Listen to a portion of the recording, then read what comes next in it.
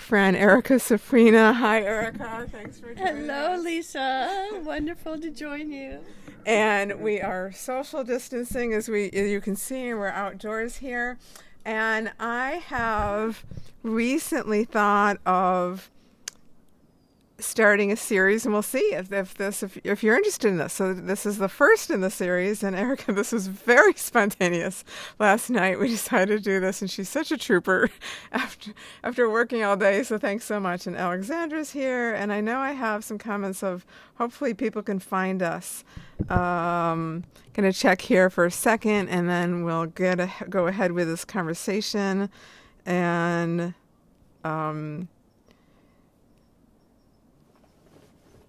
So I am just hoping people will find us here. We're all set.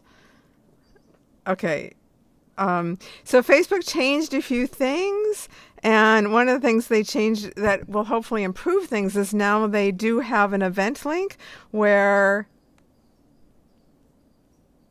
an event link in the event is actually the link to the video. So I'm still figuring all this out too. So we are going to have a sip of wine, and whatever you're drinking at home, you're welcome to join us, whether it's wine, martini, or tea. And so I bring Erica on because I remember a day, many years, when I actually wasn't that interested in opera. And I went to the symphony all the time, and I went to piano recitals, and I went to chamber music, but opera was kind of, could take it or leave it. It's hard to even imagine now because I'm such an opera fan. But the reason why I am an opera fan is because of this woman. So 26 years ago, we met. We lived in the same neighborhood, but we didn't know each other. And we were both going through divorces at the same time. And I needed to leave my home, and her husband was leaving their home. So a neighbor who was a mutual friend of both of us introduced us, said, you ladies just have to meet. You're just going to hit it off. And within 10 minutes, we did. You remember that first meal we enjoyed? I do. My neighbor across the street was Izzy, and she kept talking to me about this wonderful woman named Lisa Spector, and said, you must meet. And so then I got a notice, a flyer, that she was giving a lecture recital on women composers. Well, that is what I got my master's degree in. My master's lecture recital was on women composers. So I said, well, this is the time to meet her. So I went to her house, and beautiful home, and she had hors d'oeuvres and appetizers and a reception. And it was wonderful. And so we said, we must go to breakfast or get together soon. And so we did. And so at breakfast, we both were talking, and Lisa said, well, I just want to tell you that I'm actually getting divorced. And I said to her, well, I actually am too. And we actually lived around the corner from each other. And so by the end of breakfast, we decided that Lisa would move into my house and bring in her Steinway grand piano and put it next to my grand piano in the living room, and that we would live together. And so we did that for how many years? Maybe 2 or 3. Yeah. And it was a wonderful time. We were both, newly single and going through all of that. And Lisa taught her piano students in the living room, and we gave recitals every weekend, and mainly Lisa giving fabulous recitals. And then I'd sing a little bit, and then she would give another recital. But it was just a magical time. And so we've been dear friends ever since. It was a very special time. It made going through a divorce a whole lot easier, let me tell you. And so not only were both musicians, we also and she had a beautiful Yamaha grand and a gorgeous home. I mean, Erica you weren't yet doing feng shui consulting, but she's just, everything about her homes are always exquisite. And we both had grand pianos. We both also had golden retrievers. So I had Byron, and she had Bruce. And Bruce, they're both pretty big size golden retrievers. Bruce was so friendly to people, but never allowed another dog in his home. And so she was like, how is this going to work? And I said, Byron is like so laid back. I just think it's going to work. I'll let you tell the story. She had the most wonderful dog, Byron. He was just a gentle soul. And so I thought, this can make it or break it, because if her dog doesn't get along with my dog, then this isn't going to work. So she came over one day and her dog just slipped into the house. And I was talking to her and I didn't notice it. He just slipped in and went in and kind of walked around the house. And my dog, I think, was so shocked that this dog just walked into our house and Byron had no aggressive energy. He was an absolute gentle soul. And my dog did nothing. He just sort of went, oh, okay. And from then on, we had this amazing, peaceful time, except for one time when they were fighting over a bone. But other than that, they would lie together and take naps and listen to her music and sleep under the piano, listening to her practice until midnight or so every night. It was very, very lovely time. It was a very special time. So in the process of that, I was doing piano recitals, and then we started doing voice and piano recitals. And Erica's a beautiful lyric soprano, and she has these beautiful dresses and gowns and come in with boas and all sorts of costume changes and so forth. And so she started just playing opera for me and telling me the stories around opera, which is the part that I had missed before. I really didn't understand the depth of the multidimensional part of opera. And so she introduced me to Renee Fleming, and she introduced me to Thomas Hampson. And it was later because I had Sanchez. So it was years later we went. So I forgot to ask you when I had you join in, let me know where you're listening from. Let me know if you know the name Thomas Hampson. I mean, just what did we call him? Like the god of He was a god. just like just gorgeous and like the most gorgeous voice. And so and I also just wanted to make sure, so I'm new to coming outside with you because if you were here last week, to break for a second, Facebook is going through some changes, and I'm figuring them out how much I can do music. We're not doing music tonight. It's a music conversation instead. And the reason why is because it got to like later in the week. It's like, I'm really going to miss my people at 6:00 in California on Saturday.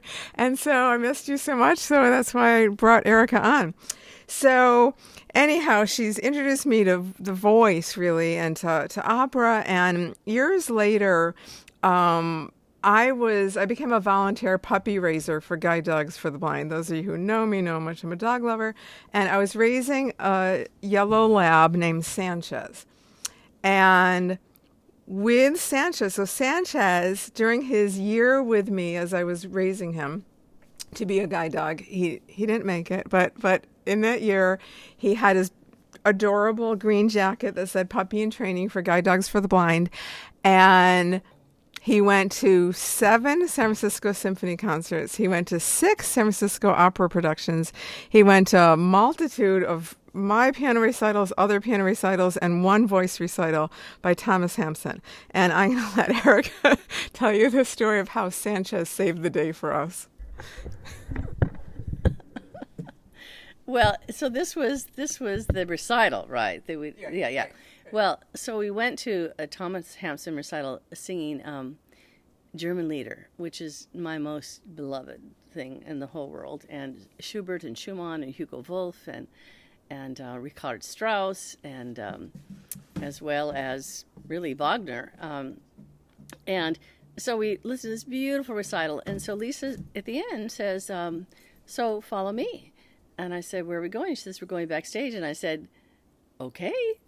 So she just knew the way.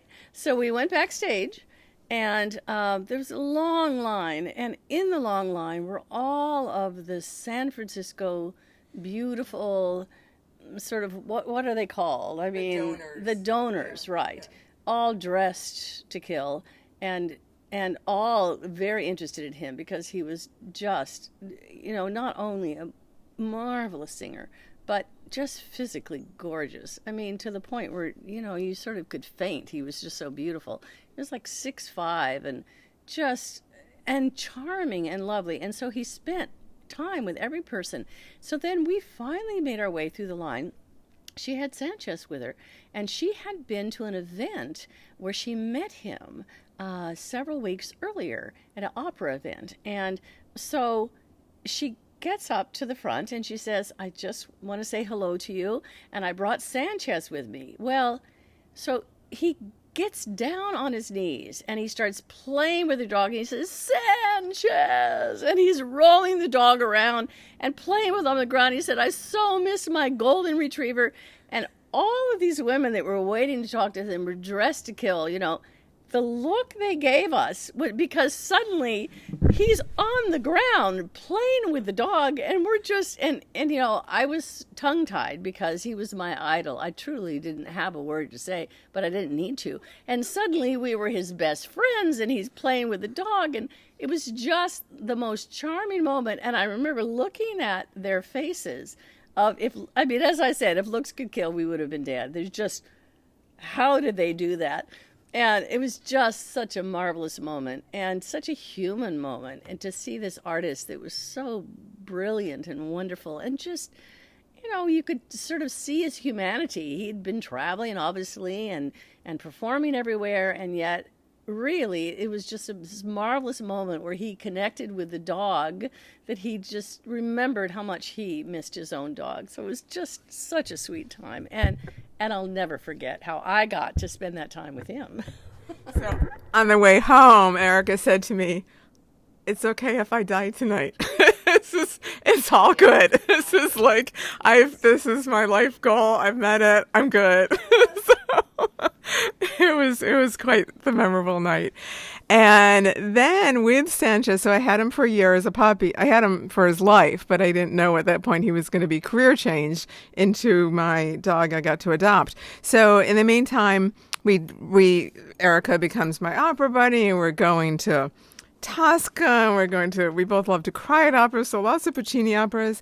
And so we're on the way to the opera. I'm driving too fast, as usual, and a cop pulls me over, and because I was speeding, and cop pulls me over. Sanchez is in the back in his crate with his guide dog puppy, wearing his guide dog puppy jacket. And the cop pulls me over and says, ma'am, do you know you're speeding? And I said, yes. I have a guide dog puppy. I'm a volunteer puppy raiser for Guide Dogs for the Blind. And he really needs to relieve. So I was kind of rushing it to get to the opera soon. And he looked how he said, that is the cutest dog. And he did not give me a ticket. So. I think he also said, that's the best excuse I've heard. And he just laughed. It was a very charming moment. So, true confessions. So, we get to the opera, and I always had to get there early so he could relieve. I'm usually not always in a gown, but in a cocktail dress with my opera coat. And I'm like, he's a dog, so he relieves and he poops. And Oh, this was the best. So in intermission, we went out, and there's some little grassy area. I can't remember what it was in the Opera House, but Lisa marches out with her high heels on and her lovely gown, and looking just dressed to kill, with her dog. And everyone's looking at this dog. Oh, cute dog. And so the dog then poops in the middle of the lawn. And Lisa, without skipping a beat, just simply bends down and picks up the poop and puts it in her bag and puts it in her purse and marches off the lawn. And I remember looking at her thinking, I was a bit horrified, And everyone is looking at her with their mouths, jaws dropping. And yet I remember thinking, this is why she is my dear friend. She didn't even register how maybe bizarre that was, or how anybody was even looking at her, or anybody was thinking, oh my God, she's actually picking up her dog poop and putting it in her purse, and then we're marching back into the Opera House. So this is why I love Lisa Spector. She is so real. She's so honest. And she just didn't even register that this was maybe a strange thing that she was doing at all. It was so charming. I still don't, to tell you the truth. So we're at, I don't know if it was that night or another opera. We went to so many operas. And by the way, okay, another true confession. So Sanchez got us great discounts. So we got to sit in the handicap section because he needed the room. So I think it was $24 tickets for orchestra seats. They were really good seats. So we went frequently. And we're at the opera and we're there early so we can relieve. And we sit in our seats and curtain goes up, theater's dark, and and there's a seat next to me empty. So Sanchez is on the ground in front of me. Maybe by then he's pretty young. Maybe he's 6 or 7 months. I think he was pretty small still. And so all that you can see is there's this green jacket. So I'm going to let you tell the story of Well, so the usher, we were sitting in sort of the handicap section where there was a long sort of aisle, because people in the very back row of the orchestra section could sit there. And so that's where we got these $24 tickets, so they were fabulous. And so the usher came in, and he was trying to pick up Sanchez. He thought it was her bag, and it was so dark, you couldn't see that it was a dog. And so he's... And he sort of freaked out when he realized this thing was alive, and he got up in his Well, and so then I have to tell another hilarious moment. So then Sanchez was sitting right sort of in front of me, because there was some leg room there. But it was dark, and so all the people sitting next to me didn't know that there was this dog there. And so Sanchez starts to let out, unfortunately, these rather strong doggy farts. But long, wafting, on they went. And of course, I was horrified that the people next to me would think this was me doing this. I couldn't exactly explain, that this was this dog, or Lisa's dog. So I'm looking at Lisa, and Lisa, in her marvelous sense of humor, she looks at me and she says, "Erica," in a loud voice, and everyone in the row looks at me with great disapproval. And of course, what was I going to do? So this was life with Lisa. It was just always hilarious. So, with and without dogs, we won't tell you some stories that happened at home when we were housemates into late night hours. Okay, this goes off topic with music. Should we tell the fire story? So, okay, I'll let you tell it. I was like, Erica, you gotta come on screen with me. It's like, you're such a good storyteller. We go through this, pre-COVID days, we'd go out to dinner with friends, and she'd be telling me the stories. I'm like, Erica, you're such a good storyteller. So, I don't remember the whole thing, but we both had dates or something. We both had dates. So, we both had, first dates. I mean, it was men we didn't know too well. So, why we had them over, I don't know. We had them over for dinner. So, how did the fire start? I don't remember. Oh, yes. Okay. So, candle.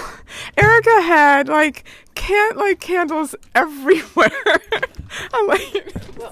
Well, I had on the wall, I used to I had this huge dry floral arrangement that was just filled the whole wall. And so, unfortunately, we lit candles below it, and all of a sudden, the entire arrangement caught on fire. But I'd spent so many hours drying these flowers and creating this massive, beautiful wall of dry flowers that I didn't exactly want to just, destroy it. So I ran to get a little spritzer bottle to spritz it out, hoping that would take care of it. And Lisa's boyfriend, I think, just went and got a pan of water and just threw it because it was becoming a bonfire at this point. So that was one of our little incidents. Yeah. So he wasn't my boyfriend. Now I remember. He was he wasn't even a date. He was a pianist visiting from the UK. it was one of the unusual times I didn't have a date, and he was visiting from the UK, and you liked him.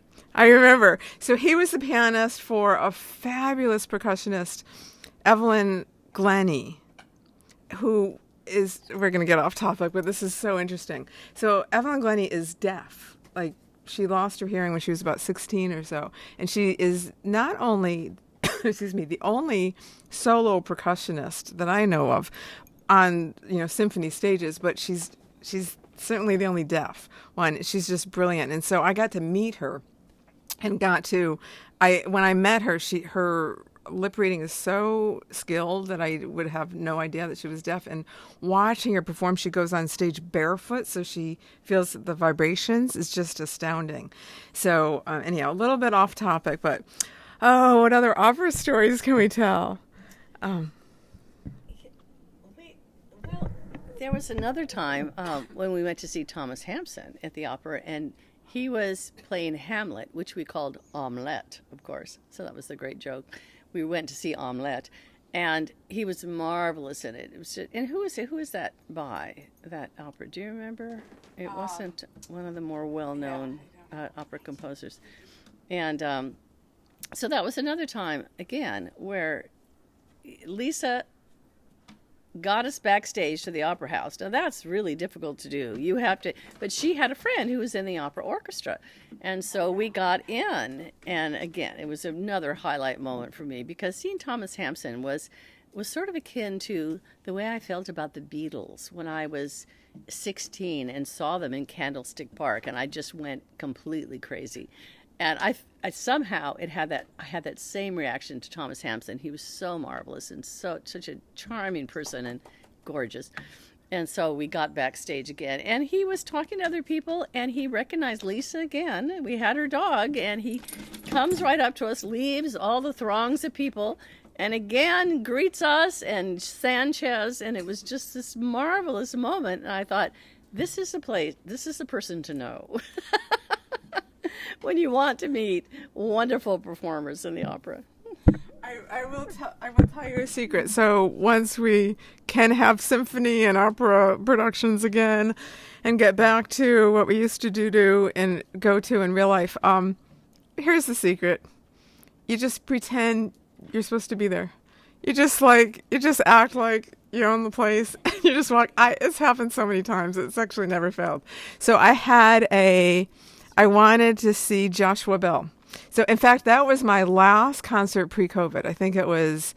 He was here, I think it was the first week in March, maybe the end of February. And he was here. Joshua Bell is like I just love him to no end. His musicianship, he's pretty easy on the eyes. His conducting skills, excuse me. So he was conducting what's his famous chamber orchestra, Sir Neville Mariner. In the field? Yeah, from the UK. And so he's just so brilliant. He was conducting from the violin, which is really when he's at his absolute best. And they were letting no one backstage, like nobody. And they said, do you have a reason to go backstage? And I just said, I'm Lisa Spector, and I made up a reason to go backstage, and they said, sure, you can go backstage. So I go backstage. There's no one there because they weren't letting anyone else through. And here he is. He's talking to Sting. He's like, there's no line, and he's just talking to Sting. And so, I'd had several communications with Joshua Bell, usually when it was more crowded, and he's actually played for his dog. He's got a small dog, and he's actually played some of my dog music for him. So I need to reach out to him again now that I have my new dog music. So I want to check the comments. I saw, Lori, that you've switched from tea to wine. So, l'chaim. And you deserve it after your wonderful high holiday Jewish services the last week. And I want to check the comments. You've seen Gina here. And what other stories can we tell of our 26-year history?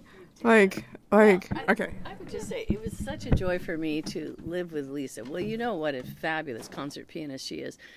And so she would go out, and she was, I think at the time, she was rehearsing Rachmaninoff. Which was it that you were doing that was the most formidable? I was playing Rachmaninoff's Second Sonata, one of the hardest pieces ever written for piano. And Erica was like, I love the piece, but could you not play it at 11 o'clock at night? It's hard to fall asleep. I did say maybe at night you could maybe play Mozart and kind of, Brahms or something like that. But I have to say, at times I would just go and lay under the piano. And I know that that's actually what, wasn't it George Sand who did that with Chopin? Yes. And she would just lay under the piano when he would practice or just play. And it was such a powerful piece. I mean, it shook the rafters of the house, really. And I remember listening to you doing that night after night after night and then performing it because, I mean, what nerve it took to perform that monster of a piece. And you did it beautifully. It was a really profound experience to get to watch you sort of, work with it and create it and practice it and then perform it. It was really quite a pinnacle experience. Thank you. So interesting you mentioned the Rachmaninoff Second Sonata because I just pulled that out the other day. And so for those of you who don't know, for the past 3+ years, I've been in recovery. My right hand has come through 4 surgeries successfully to overcome 7 fractures from a bad fall 3+ years ago. And so I was playing music for left hand only, and my right hand is joining in a lot. And I'm just noticing more and more, like 2 months ago, even it was, I wonder if I can play this piece. I don't know. And now it's like I just open the music and I can play it. And I saw my hand surgeon last week, and it's just, I told him, I said, it's not maybe so much that my hand is extended more than it was 2 months ago, but I think I've gotten so more skilled and comfortable with what I call adaptive piano. So I haven't looked at it yet, but I pulled it out, and tomorrow I'm going to look at the Rachmaninoff Second Sonata. It is a bear. So I looked at some of the comments. Excuse my thumb. We're filming this on my phone, and I saw my mother, Trudy Spector, said, "Keep it going. We're a great team." And Alexandra, it looks like you might have been at one of those operas with us or the Thomas Hampson recital with us. We'll have to chat about that. And Gloria switched to wine, and Ellen said, where can you find my new dog music? So I have brand new dog music for free, actually. It's not even for sale yet. So there is a demo of it, 19-minute track, that's available to anyone for free who signs up on the email list at My Zen Pet. That's the name of my new company, myzenpet.com. I am starting some really fun things with that. I'm actually, maybe I'll post it in the comments later, but make sure you're on that list because I have some really, really exciting things coming out around that. I'm also launching an online school called the Music Conservatory and my signature class, Piano Ninja Tricks. If you're a pianist, if you're intermediate to advanced and want to learn some piano skills, they are at pianoninjatricks.com. You can also find them on my website at lisaspector.com. And this is, I don't want to cut it short. Like, is anything else you want to share? Definitely the highlights, I think. Those are the highlights. But it was just so fun that time that we lived together. Just to have every weekend immersed in music and concerts, and then having her darling students coming and going all day long. It felt like I was living in a music conservatory. And, it was just a very special time that I know we will never forget, where we just, to live with another musician and somebody who just, adores music, and where we could actually create performing opportunities for ourselves as well. And Lisa's an incredible marketer. And, of course, every weekend we would have concerts and receptions and, people coming through and listening to music and enjoying it. And there was something so rich and wonderful about that time that, that's partly why I'm sure we're still dear friends to that day that we got to share that. So thank you. I know. It was totally magical. And I was on a online event earlier today with Group Muse. And those of you who followed me know I performed for Group Muse. They are an organization who really supports, it used to be home concerts in physical homes. Now it's online concerts, and they're expanding, and they now have a foundation, and I'm going to be doing some really exciting things for them, including hopefully teaching a class we're talking about. And it really all started, with this experience with Erica, because what she doesn't tell you is that in addition to being a wonderful lyric soprano, she is an unbelievable host. I mean, just exquisite host. I am not good with those kinds of details. I don't really care how food looks. And I was like, it's just not my thing. And Erica's like really skilled at that. So it was really a relief for me that I didn't have to worry about that. I'd rather be at the piano and I'd rather be marketing, not careful about presentation of food. It's like not my thing. So everything from her, as you can tell, from her personality to being so welcoming and then having this exquisite home to the presentation of the food and the details, and she just goes all out to make sure everyone's comfortable and everyone's talking to each other, and it's very conversational, and just created such an incredible experience for us all. So that's also what I'll never forget. Gina wants my attention. So, what do you think? So this is new. I just call this episode 1 of Demystifying Classical Musicians, because if you're on my mailing list at lisaspector.com, you have probably received a private video called Demystifying Classical Music. But I've also thought of starting a podcast called Demystifying Classical Musicians, because we are normal people. We're just like, we don't want to be put up on a pedestal. We're just like, we have other interests and we do other things, and we're normal people and we want to be seen that way. So there's so much that I've seen in the last few years. Erica and I were like this. We were also, aside from opera buddies, we were Mozart in the Jungle buddies. Give me a floating heart if you used to watch and love Mozart in the Jungle, an Amazon Prime series. We cried when they canceled that show.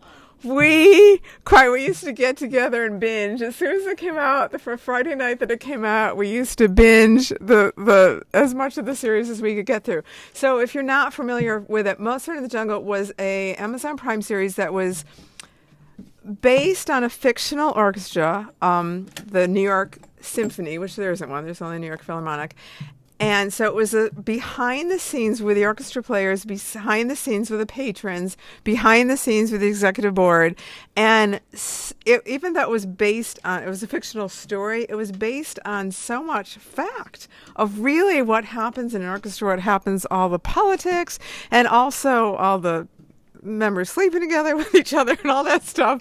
But also the musicians, like the cellist got a hand injury from tendonitis, and the emotional struggle she went through with that. And so much of that was just so factual. And I've noticed an interest in the last couple of years of just getting behind the scenes in musicians. So I'm working on things. If you're on my email list, I sent out a survey this week offering a pretty, I think, fun free prize. You get your choice of a personal live stream concert of concert music by me for you and your online family and your home friends, your home family and your online friends, or a personalized concert for your dogs and your dog-loving friends.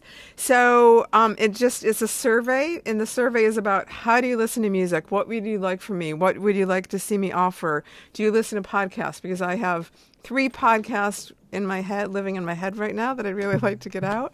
So that's also out there.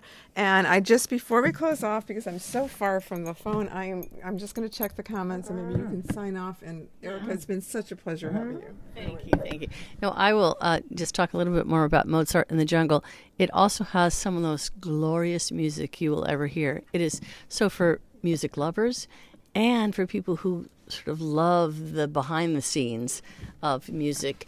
It certainly demystifies classical musicians. They're just people.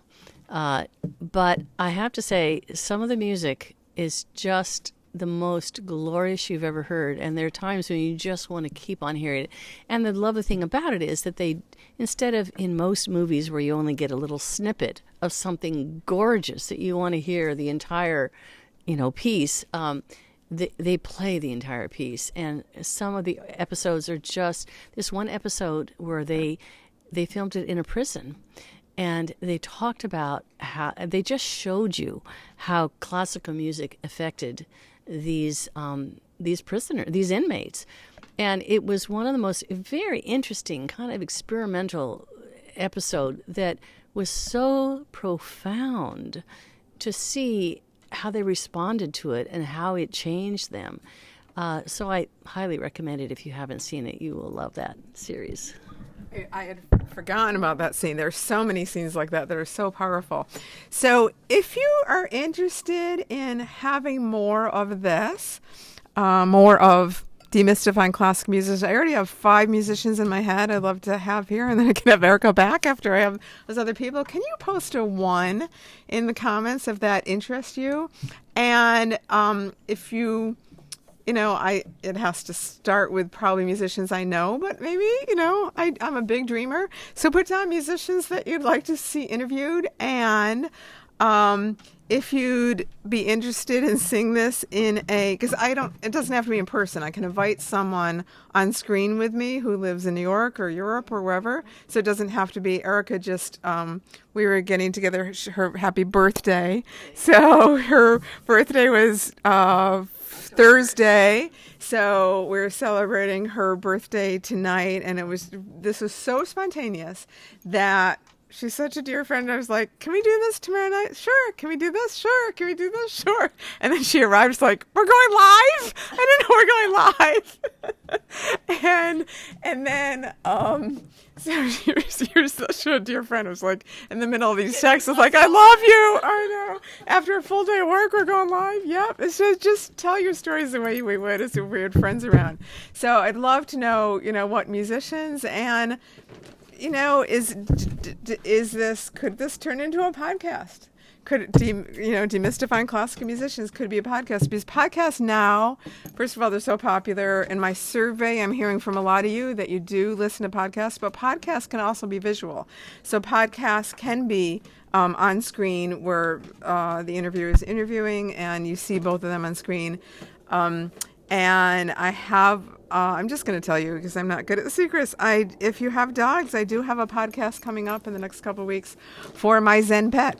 And so make sure on my mailing list for my Zen pet, some very exciting things coming up around that. So we're going to go have dinner that I cooked, and we have this beautiful outdoor setting here to enjoy. It's just lovely. So I thank you from the bottom of my heart. I thank Erica from the bottom of my heart. Cheers, l'chaim. I know there's a million things you could be doing with your time. You have been here for me for 6 months, and you have given me reason to show up. I was talking to someone today who works from home, and I was like, yeah, it's great. I don't ever have to change clothes. I'm like, I have to change clothes on Saturday nights because I got to do my hair. I mean, I love it. I get to do this. And I always find what I call a third door. There's a fabulous book called The Third Door. I always find a way. So whatever Facebook limitations have around doing music, it's like, okay, I'm still going to go live. Let's do something else with just talking about music. So if this interests you, I just would so appreciate hearing from that. I read all the comments. Those of you who are here every week know I respond to all of them by tomorrow, by Sunday.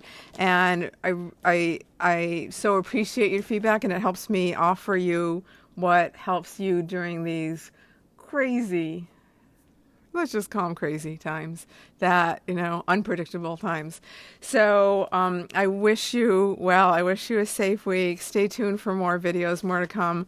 I'll figure out something for next week, and I'll read your comments and see if you want me to continue this. Thank you, Eric. I love you. Really, so blessed. Thank you. Thank you to all of you. And Gina was here too. I don't know if she got in the camera, but she's playing with her toy now. Okay.